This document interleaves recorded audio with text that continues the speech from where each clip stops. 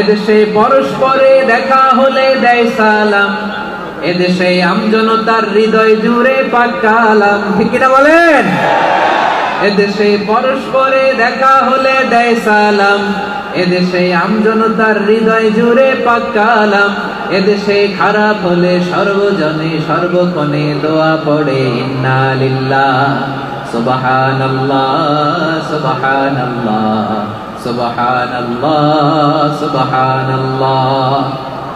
এদেশে আজান শুনে সূর্য ওঠে শহর গ্রামে, এদেশে আজান শুনে সূর্য ডুবে সন্ধ্যা নামে। এদেশে সকল কাজে সবাই বলে বিসমিল্লাহ, এদেশে ভালো কিছু দেখে শুনে হাসি মুখে সবাই বলে মাশাআল্লাহ সুবহানাল্লাহ। সবাই পড়েন সুবহানাল্লাহ সুবহানাল্লাহ সুবহানাল্লাহ সুবহানাল্লাহ সুবহানাল্লাহ সুবহানাল্লাহ সুবহানাল্লাহ সুবহানাল্লাহ। এদেশের আসল পরিচয় ইসলাম। চিৎকার করে বলতে হবে, এদেশের আসল পরিচয় কি?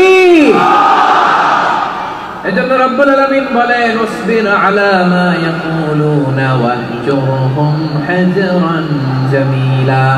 ও নবী, ধৈর্য ধারণ করেন, ওরা যাই বলুক আপনি মন খারাপ করবেন না, ওদেরকে আপনি ইগনোর করেন, ওদেরকে দাম দেওয়ার দরকার নাই।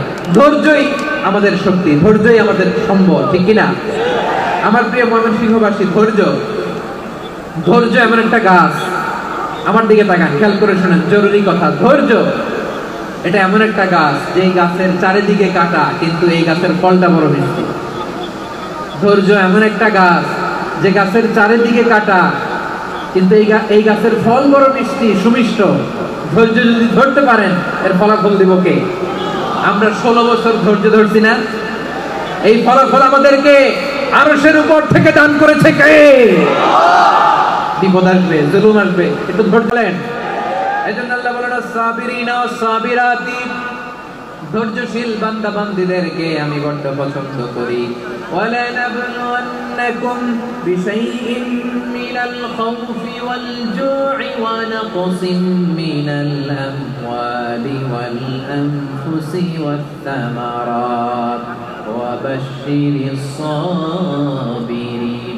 আল্লাহ বলে, এই জমিনে আমি ভয় দিয়ে, ক্ষুধা দিয়ে, জানমালের হানি দিয়ে, সম্পদ হানি দিয়ে তোমাদেরকে পরীক্ষা করব। এই পরীক্ষায় সফল হবে তারা ধৈর্য ধারণ করেছে যারা। ইন্নাল্লাহা মা'আস সাবিরিন, ধৈর্য ধারণকারীদের সাথে আল্লাহ আছে। ধৈর্য ধরতে হবে, ধৈর্য ধরতে হবে। ধৈর্য এমন গাছ যে গাছের চারিদিকে কাটা, ফলটা বড় মিষ্টি। বিশ্বনবী বলেন আজাবান লি আমরিল মুমিন আন্না আমরাহু কুল্লাহু লাহু খায়র ওয়া লাইসা যালিকা ইল্লা লিল মুমিন فإن أصابته سراء شكر فكان خير الله وإن أصابته ضراء صبر فكان خير الله। বিশ্বনবী বলেন এই যে ঈমানদারদের ব্যাপারটাই আলাদা, এটা ঈমানদার ছাড়া অন্য কেউ এই বরকত পায় না। কি বরকত?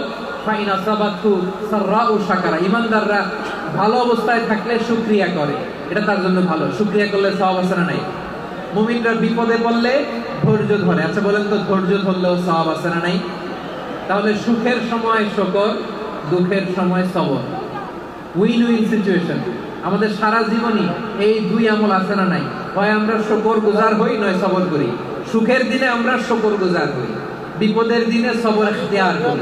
তাহলে হয় শুকর নয় সবর। যখনই থাকি, যে অবস্থায় থাকি, আমাদের সওয়াব আছে না নাই?